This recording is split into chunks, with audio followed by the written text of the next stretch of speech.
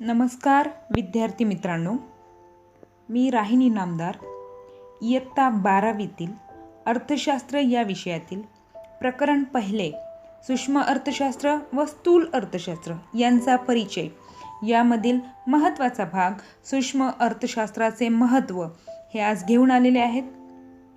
तर चला आजच्या या टॉपिकला सुरुवात करूया. सूक्ष्म अर्थशास्त्राचे महत्त्व.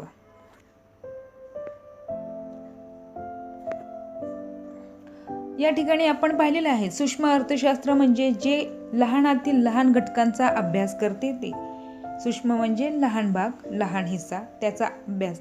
वैयक्तिक घटकांचा अभ्यास ज्या शास्त्रात केला जातो त्याला सूक्ष्म अर्थशास्त्र असे म्हणतात. आता या ठिकाणी सूक्ष्म अर्थशास्त्राचे जे महत्त्व आहेत त्यामध्ये पहिलं महत्त्व आहे किंमत निर्धारण.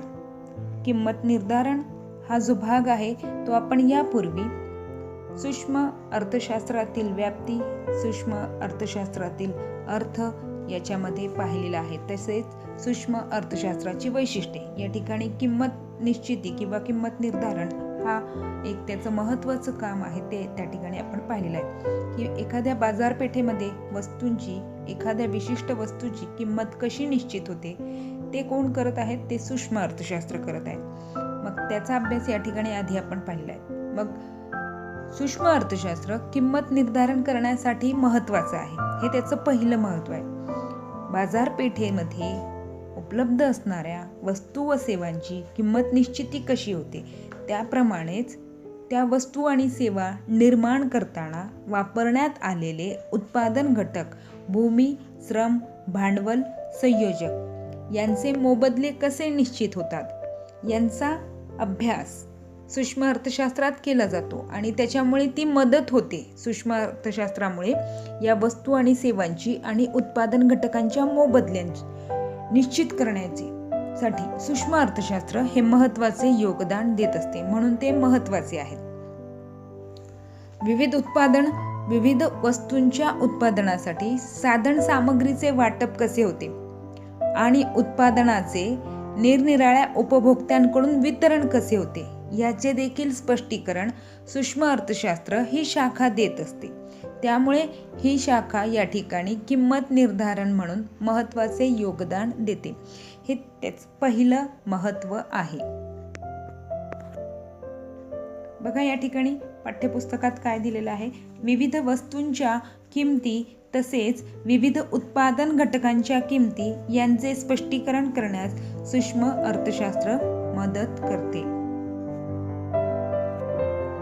त्यानंतर पुढे या ठिकाणी पाहायचं आहे की कोणत्याही अर्थव्यवस्थेचे खालील 3 प्रकार पडत असतात. जागतिक स्तरावर या अर्थव्यवस्थेचे 3 प्रकार आहेत. एक आहे भांडवलशाही, दुसरा आहे समाजवादी अर्थव्यवस्था आणि तिसरा आहे मिश्र अर्थव्यवस्था. दुसरा मुद्दा स्पष्ट करण्यापूर्वी, दुसरं महत्त्व स्पष्ट करण्यापूर्वी मी ही थोडीशी माहिती या ठिकाणी सांगू इच्छिते की अर्थव्यवस्थेचे जागतिक पातळीवर 3 त्या ठिकाणी प्रकार आहेत. पहिला आहे भांडवलशाही, दुसरा आहे समाजवादी, तिसरा आहे मिश्र अर्थव्यवस्था. मग भांडवलशाही अर्थव्यवस्था काय असते की ज्या अर्थव्यवस्थेत उत्पादनांच्या साधनांची मालकी ही खाजगी व्यक्तीकडे असते. मग जास्तीत जास्त नफा मिळवणे हा त्या भांडवलशाही अर्थव्यवस्थेचा मुख्य हेतू असतो. मग ही भांडवलशाही अर्थव्यवस्था कुठे राबविली जाते तर जर्मनीमध्ये, जपानमध्ये, अमेरिका जी संयुक्त संस्थाने या ठिकाणी ही पाणी पुरवठ्यानुसार ठरते, जे की या ठिकाणी सूक्ष्म अर्थशास्त्रामध्ये होते. वस्तूंची किंमत ही बाजारामध्ये असणाऱ्या मागणी आणि पुरवठ्यानुसार ठरत असते व मूल्य ठरविणाऱ्या घटकांवर शासनाचे व समाजाचे नियंत्रण याच्यामध्ये नसते, म्हणून ती मुक्त बाजार अर्थव्यवस्था असते. साधारणपणे उपभोक्त्यांच्या मागणीनुसार उत्पादनाचे निर्णय घेतले जातात व भविष्य काळातील मागणीचा अंदाज घेऊन वर्तमान काळातील आर्थिक तरतुदी केल्या जातात. या अर्थव्यवस्थेत भांडवलशाही अर्थव्यवस्था असेही संबोधतात. शासकीय सामाजिक नियंत्रणे असलेली अशी अर्थव्यवस्था अमेरिकेची संयुक्त संस्थाने, पश्चिम जर्मनी, स्वित्झर्लंड व जपान ह्या देशात आढळते. भांडवलशाही अर्थव्यवस्था म्हणजेच मुक्त बाजार अर्थव्यवस्था. तर याच्यामध्ये सरकार हस्तक्षेप करत नाहीत. जे काही उद्योगधंदे असतात ते खाजगी पातळीवर चालतात आणि खाजगी पातळीवर एखादा व्यावसायिक, एखादा उद्योजक आपण कोणत्या वस्तूचं उत्पादन घ्यायचं आहे, ते उत्पादन कसे घ्यायचं आहे, त्याचा पुरवठा कसा करायचा बाजारपेठेत, हे तो स्वतः निर्णय घेत असतो. तो स्वतःच्या पातळीवर सगळे निर्णय घेतो. सरकार त्यामध्ये हस्तक्षेप करत नाहीत. त्या ठिकाणी वस्तू आणि सेवांच्या किमती बाजारपेठेमध्ये त्या वस्तूला किती मागणी आहे व किती पुरवठा आहे यावरून ठरत असते. यावरून ते ठरत असते. यालाच मुक्त बाजार अर्थव्यवस्था असे म्हटले जाते. म्हणजे थोडक्यात काय तर त्या ठिकाणी गव्हर्नमेंट किंवा सरकारचा त्या ठिकाणी कोणतंही नियंत्रण नसतं आणि मुक्तपणे लोक वस्तू आणि सेवांची खरेदी विक्री करत असतात. तर या ठिकाणी कोणतेही बंधने त्या ठिकाणी लादलेली नसतात. निर्बंधपणे मुक्त बाजार अर्थव्यवस्था त्या ठिकाणी कार्यरत असते. त्या ठिकाणी खाजगी व्यक्ती ठरवत असते की आपण या ठिकाणी कोणत्या वस्तूचं उत्पादन करायचं आहे, कसे उत्पादन करायचे आहेत, किती उत्पादन करायचे, हे खाजगी निर्णय तो या ठिकाणी घेत असतो. हा जो आत्ताचा भाग आहे तो पाठ्यपुस्तकात दिलेला आहे. दुसरं जे महत्त्व आहे सूक्ष्म अर्थशास्त्राचं, मुक्त बाजार अर्थव्यवस्था. मग मुक्त बाजार अर्थव्यवस्थेमधली कार्यपद्धती काय आहे, कशी आहे ते समजण्यासाठी सूक्ष्म अर्थशास्त्र आपल्याला मदत करत असते. मी तुम्हाला याच्या आधी काय सांगितलं, मुक्त बाजार अर्थव्यवस्था काय आहे ते आपण पाहिले. त्यालाच भांडवलशाही अर्थव्यवस्था असं देखील म्हटलं जातं. मग या बाजारपेठेला समजण्यासाठी, त्याची कार्यपद्धती कशी चालते हे समजण्यासाठी सूक्ष्म अर्थशास्त्र आपल्याला मदत करते. तर ही मुक्त बाजार पेठ अशी अर्थव्यवस्था असते की ज्यामध्ये उत्पादनाबाबत कोणते उत्पादन करावे, कसे करावे, किती करावे हे निर्णय खाजगी पातळीवर घेतले जातात आणि त्याच्यामध्ये सरकार कोणताही हस्तक्षेप करत नाही. मग ही आहे ती मुक्त बाजारपेठ. मग आता याच्यामध्ये सूक्ष्म अर्थशास्त्र कशी मदत करते तर त्या ठिकाणी मुक्त बाजारपेठेमध्ये वस्तू व सेवा यांची किंमत निश्चिती कशी होणार हे त्या ठिकाणी सूक्ष्म अर्थशास्त्र मदत करत असते किंमत निश्चिती करण्यामध्ये. आणि मुक्त बाजारपेठ काय आहे याचं देखील त्या ठिकाणी समजण्यासाठी, त्याची कार्यपद्धती समजण्यासाठी आपणास मदत करत असते. हे तिचं दुसरं महत्त्व आहे. त्यानंतर तिसरा मुद्दा आहे विदेशी व्यापार, आंतरराष्ट्रीय व्यापार.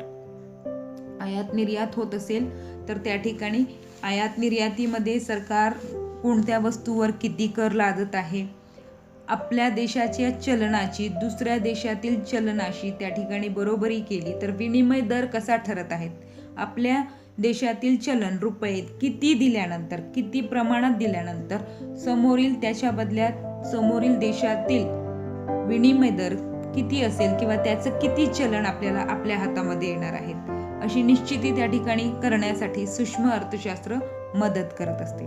मग सूक्ष्म अर्थशास्त्रामध्ये कोणत्या वस्तूची निर्यात करायची, कोणत्या वस्तूची आयात केली जाते आहेत, मग एखाद्या विशिष्ट वस्तूवर कराचे काय प्रमाण आहेत, त्या कराचा कर लादल्यामुळे त्या वस्तूवर काय परिणाम होतोय याचा अभ्यास करण्यासाठी देखील सूक्ष्म अर्थशास्त्र हे आपल्याला मदत करत असते. एकतर कर लादल्यानंतर वस्तूवर त्याचा काय परिणाम होतो, दुसरं म्हणजे देशातील चलनाचे विनिमय दर निश्चित करण्यासाठी सूक्ष्म अर्थशास्त्र आपणास मदत करते. उदाहरणार्थ आपला रुपया आणि अमेरिकेचा डॉलर यांचा विनिमय दर काय आहे, आयात निर्यातीवर कराचे प्रमाण लादल्यामुळे काय फरक पडतो हे आपल्याला कशामुळे त्या ठिकाणी समजते, सूक्ष्म अर्थशास्त्र याच्या अभ्यासामुळे ते आपल्याला शक्य होते. पाठ्यपुस्तकामध्ये काय माहिती दिलेली आहे, सूक्ष्म अर्थशास्त्र हे जकात शुल्काचे विशिष्ट वस्तूवरील परिणाम, जकात शुल्क म्हणजेच कर, कोणत्याही दोन देशांच्या चलन विनिमय दराची निश्चिती, आंतरराष्ट्रीय व्यापारातील फायदे यासारख्या विदेशी व्यापारातील विविध पैलूंचे स्पष्टीकरण करण्यासाठी मदत करत असते. त्यानंतर चौथं महत्त्व आहे आर्थिक प्रारूपांची निर्मिती. प्रारूपे म्हणजे मॉडेल्स, इकॉनॉमिक मॉडेल यांची निर्मिती केल्यामुळे फायदा काय होतोय, सूक्ष्म अर्थशास्त्र अशा आर्थिक प्रारूपांची निर्मिती करते, म्हणून ते सूक्ष्म अर्थशास्त्राचं एक महत्त्वाचं महत्त्व आहे. आता याच्यामध्ये सूक्ष्म अर्थशास्त्र आर्थिक प्रारूपांची निर्मिती करते की जेणेकरून अर्थव्यवस्थेतील ज्या संकल्पना आहेत, ज्या संज्ञा आहेत, ज्या परिभाषा आहेत त्या स्पष्ट करण्यासाठी मदत होईल. उदाहरणार्थ आपण म्हणतोय की सूक्ष्म अर्थशास्त्रामुळे किंमत निश्चिती होते, किंमत निश्चिती करण्यासाठी मदत मिळते. एखाद्या वस्तूला बाजारपेठेत किती मागणी आहे, एखाद्या वस्तूचा किती पुरवठा आहे आणि त्या मागणी आणि पुरवठ्याच्या समतोलातून एखाद्या वस्तूची विशिष्ट किंमत कशी ठरते हे एखाद्या प्रारूपाद्वारे स्पष्ट करणे सोपे जाते. मग ज्या अवघड संकल्पना आहेत त्या संकल्पना उदाहरणांमार्फत, आकृतीमार्फत, तक्त्यांमार्फत त्याचे एक मॉडेल तयार करून त्या ठिकाणी स्पष्टीकरण दिल्यानंतर ते समजणे सोपे होते. मग अशा संकल्पना, अर्थशास्त्रातील वेगवेगळ्या संकल्पना समजून घेण्यासाठी अशी आर्थिक प्रारूपे म्हणजे मॉडेल तयार केली गेलेली आहेत, निर्मिती झालेली आहेत. ती कोणामुळे? तर ती झालेली आहेत सूक्ष्मलक्षी अर्थशास्त्रामुळे. म्हणून हे अर्थशास्त्राचं महत्त्व आहे. बघा पाठ्यपुस्तकामध्ये काय माहिती दिलेली आहेत. सूक्ष्म अर्थशास्त्र सुलभ प्रारूपाद्वारे विविध गुंतागुंतीच्या आर्थिक परिस्थितीचे आकलन करण्यास सहाय्य करते. आर्थिक परिस्थिती जिथे कन्फ्युजन आहे, गुंतागुंत आहेत, ती सोप्या पद्धतीने समजण्यासाठी आपल्याला मदत कोण करत आहेत? अर्थशास्त्रातील प्रारूपे, मॉडेल्स.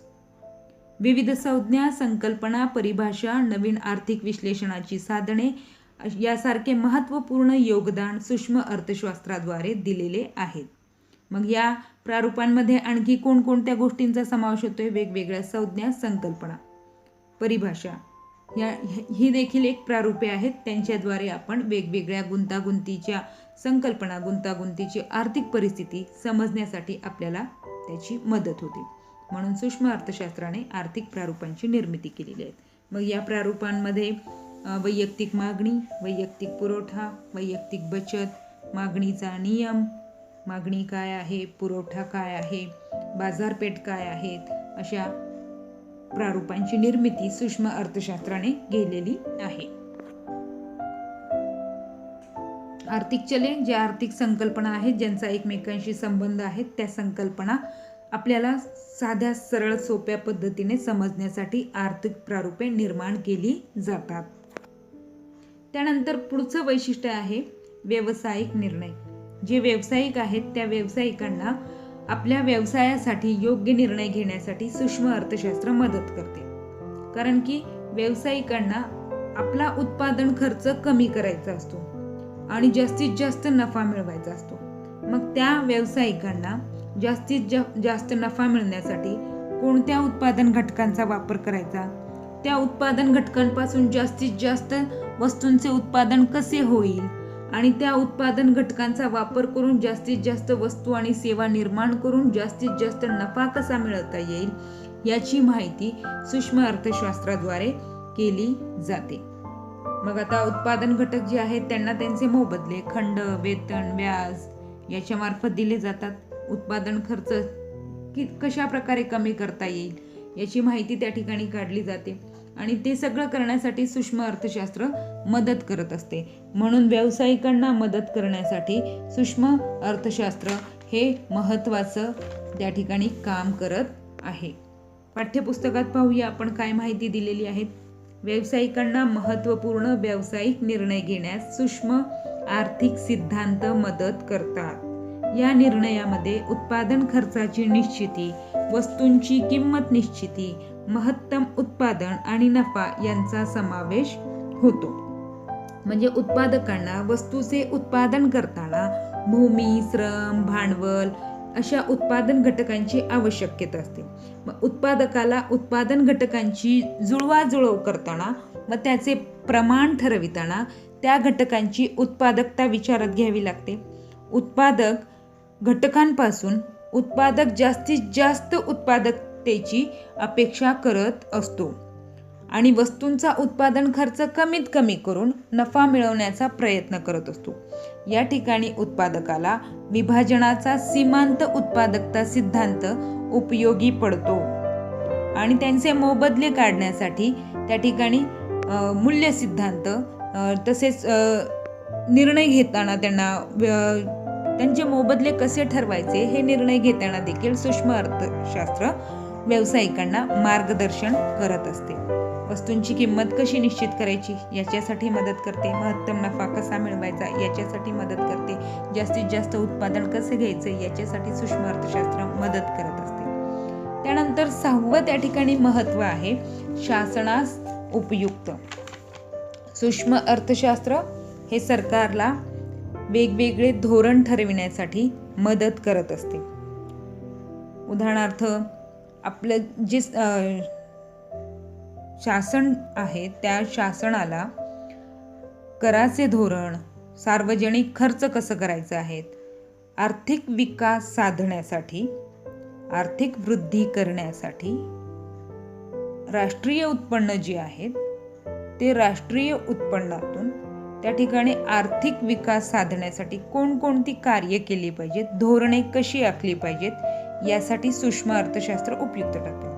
उदाहरणार्थ, एखाद्या विशिष्ट वस्तूवर कराचं प्रमाण कसं लादलं गेलं पाहिजे, योजना ज्या आखल्या गेलेल्या आहेत त्या योजनांवर खर्च कसं केला गेला पाहिजे, किती खर्च केला पाहिजे, आणि वस्तू आणि सेवा यांची किंमत निश्चिती कशी झाली पाहिजे, अशी वेगवेगळी धोरणे आखण्यासाठी सूक्ष्म अर्थशास्त्र हे मदत करत असते.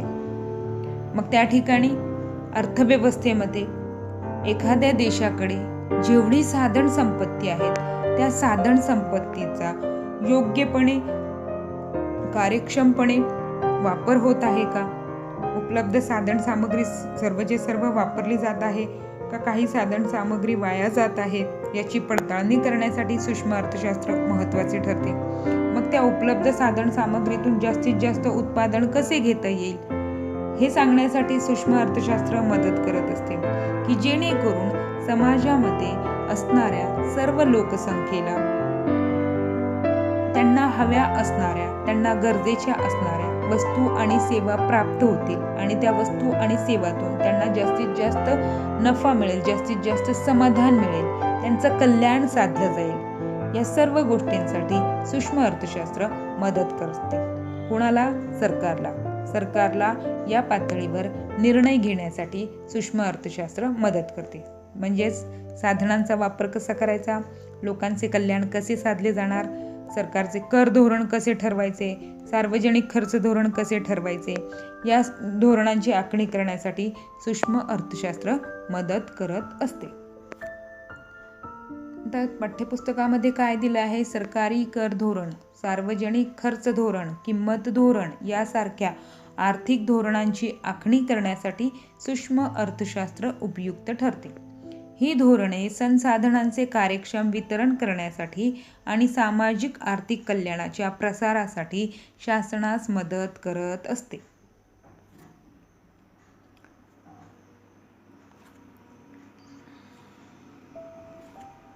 त्यानंतर 7वं त्या ठिकाणी महत्त्व आहे कल्याणकारी अर्थशास्त्राचा आधार. आता याच्या आधी पण आपण पाहिले की शासनाला उपयुक्त, त्यामध्ये आपण पाहिले की देशामध्ये जी साधन सामग्री आहेत ती पुरेपूर त्या ठिकाणी त्याचा वापर होतोय का, आणि त्याच्यापासून कोणत्या वस्तू आणि सेवा उत्पादित होत आहेत, उत्पादित झालेल्या वस्तू आणि सेवांपासून देशात असणारी सर्व लोकसंख्येला त्याचा फायदा घेता येतो आहेत का, त्याच्यापासून जे समाधान मिळते सर्वांना सारखं मिळतंय का, हे पाहण्यासाठी, याच्यावर निर्णय घेण्यासाठी सूक्ष्म अर्थशास्त्र सरकारला मदत करत असते. त्याप्रमाणेच आता 7वं जे महत्त्व आहे कल्याणकारी अर्थशास्त्राचा आधार, याच्यामध्ये काय आहे पाहतंय, सूक्ष्म अर्थशास्त्रामुळे काय मदत होते, तर देशामध्ये जी साधन सामग्री आहेत, मग ती साधन सामग्री जमीन असेल, नैसर्गिक संपत्ती असेल किंवा मग श्रमिक असेल, आपल्या भारतामध्ये जवळपास 137 कोटी लोकसंख्या आहे. मग ती जी लोकसंख्या आहेत त्याच्यामध्ये जेवढे मजूर वर्ग आहेत, श्रमिक वर्ग आहेत, ही आपली साधन संपत्ती झालेली आहेत. त्यांचा वापर करून आपण वस्तू आणि सेवा उत्पादित करत असतो, म्हणून श्रमिक हा उत्पादनाचा महत्त्वाचा घटक आहे. मग त्याच्यानंतर जर समजा या ठिकाणी साधन संपत्तीमध्ये नैसर्गिक संपत्ती असेल, सोन्याच्या खाणी, कोळशाच्या खाणी, जसं दुबईमध्ये तेलाचे साठे आहेत त्याप्रमाणे ती त्यांची साधन संपत्ती झाली, ज्याच्यातून आपण वस्तू आणि सेवा उत्पादित करू आणि त्याच्यातून देशाला उत्पन्न प्राप्त होत आहे. त्या सगळ्या साधन सामग्रीचा योग्य प्रकारे वापर होत आहेत का, त्यांचं कार्यक्षम वाटप होत आहेत का, सर्व लोकांचं त्या ठिकाणी कल्याण साधलं जात आहेत का. लोकसंख्या खूप आहेत पण त्या लोकांना रोजगारच नसेल तर त्यांना उत्पन्न मिळणार नाहीत. मग त्या ठिकाणी कल्याण साधण्यासाठी साधन सामग्रीचा पुरेपूर वापर होत नाहीये असा त्याचा अर्थ होतोय. मग देशामध्ये जो पैसा आहे, देशाचं जे राष्ट्रीय उत्पन्न आहे ते कशा पद्धतीने वापरलं जाते, या सगळ्या गोष्टींचा अभ्यास करण्यासाठी सूक्ष्मलक्षी अर्थशास्त्र मदत करत असते. मग देशाच्या आर्थिक कल्याण आपल्याला वाढवायचं असेल तर त्याच्यासाठी काय केलं पाहिजे हे सांगण्यासाठी सूक्ष्म अर्थशास्त्र मदत करत असते. महत्तम कल्याण कसं साध्य केलं पाहिजे हे सांगण्यासाठी या ठिकाणी त्याचं स्पष्टीकरण सूक्ष्म अर्थशास्त्र देत असते. बघा, पाठ्यपुस्तकामध्ये सूक्ष्म अर्थशास्त्र उपलब्ध साधनांचा पर्याप्त वापर करून समाजाचे महत्तम कल्याण कसे साधता येईल. म्हणजे उदाहरणार्थ, भारतामध्ये 137 कोटी लोकसंख्या आहे. त्यापैकी काही श्रीमंत वर्ग आहेत, काही मध्यम वर्गात येतात, काही गरीब वर्गात येतात. मग आता या तिघांची त्या ठिकाणी महत्त्वाची गरज कोणती आहेत? तिन्ही वर्गाला अशा कोणत्या वस्तू आणि सेवा उत्पादित केल्यानंतर फायदा होईल, समाधान प्राप्त होईल, त्यांचं कल्याण कशामध्ये आहे, त्याच वस्तू आणि सेवा उत्पादित करणे हे सांगण्यासाठी सूक्ष्म अर्थशास्त्र मदत करते की जेणेकरून सर्व लोकांचं कल्याण साधलं जाईल. म्हणजेच थोडक्यात सामाजिक कल्याणावर भर दिला जातो. मग सरकार त्या ठिकाणी कर कसे लादणार आहेत? कराचं प्रमाण, जसं उत्पन्न कर, श्रीमंतांना जास्त कर आकारला जाणार, मध्यम वर्गाला त्याच्यापेक्षा कमी, गरिबांना कमी किंवा नाही. अशा प्रकारचं त्या ठिकाणी कराचं प्रमाण कसं आहे, त्या कराच्या परिणाम सामाजिक कल्याणावर काय होतो याचा अभ्यास करण्यासाठी सूक्ष्म अर्थशास्त्र हे मदत करत असते. मग अशा प्रकारे आज या ठिकाणी आपण सूक्ष्म अर्थशास्त्राची 7 महत्व पाहिलेले आहेत. त्यामध्ये पहिलं महत्व आहे किंमत निर्धारण, दुसरं महत्व आहे मुक्त बाजार अर्थव्यवस्था, तिसरे महत्व आहे विदेशी व्यापार, चौथे महत्व आहे आर्थिक प्रारूपांची निर्मिती. म्हणजे आर्थिक समस्या समजण्यासाठी ज्या आर्थिक संज्ञा, परिभाषा किंवा मग संकल्पना निर्माण केलेल्या आहेत त्या कोणामुळे निर्माण झालेल्या आहेत? सूक्ष्म अर्थशास्त्रामुळे. म्हणजे अर्थव्यवस्थेतील गुंतागुंतीच्या समस्या समजण्यासाठी सूक्ष्मलक्षी अर्थशास्त्राने अशा संज्ञा, संकल्पना, परिभाषा तयार केलेल्या आहेत. त्यालाच आर्थिक प्रारूपे असे म्हटले जाते. मग त्यामध्ये मागणीचा नियम असेल, मागणीचा सिद्धांत असेल, पुरवठ्याचा सिद्धांत असेल, याच्या मार्फत वस्तू आणि सेवांची किंमत कशी निश्चित होते हे समजण्यासाठी त्यांनी जे काही सिद्धांत, नियम, प्रारूपे, संकल्पना, संज्ञा मांडलेल्या आहेत त्यालाच आर्थिक प्रारूपे असे म्हणतात. त्यानंतर 5वं महत्व आहे व्यावसायिक निर्णय, 6वं आहे शासनास उपयुक्त होतं सूक्ष्म अर्थशास्त्र, आणि 7वं शेवटचं महत्व आहे कल्याणकारी अर्थशास्त्राचा आधार. अशा प्रकारे आज आपण सूक्ष्म अर्थशास्त्राची महत्त्वे अभ्यासली आहेत. माझा हा व्हिडिओ पूर्णपणे पाहिल्याबद्दल आपल्या सगळ्यांचे धन्यवाद. व्हिडिओ आवडल्यास लाईक करा, शेअर